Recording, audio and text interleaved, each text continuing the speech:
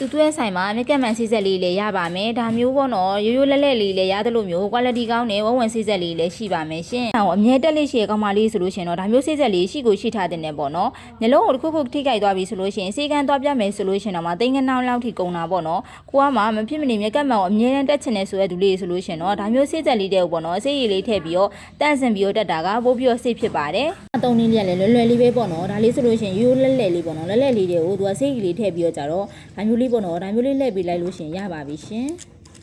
ဒါမျိုးလေးလှည့်ပေးလိုက်လို့ရှင်ရပြီပေါ့နော်ဒါလေးကရိုးရိုးလက်လက်လေးပါဒီဆက်လေးကကြတော့ဘယ်လိုမျိုးသုံးလို့ရမလဲဆိုလို့ရှိရင်သူ့မှာကအသွင်ကျူးလေးလည်းပါတယ်ပေါ့နော် PSM လေးနဲ့လည်းသုံးလို့ရတယ်လို့မျိုး power bank လေးနဲ့ချိတ်သုံးမယ်ဆိုလို့ရှိရင်လည်းသုံးလို့ရတယ်ပေါ့နော်သူ့မှာကလိုမျိုး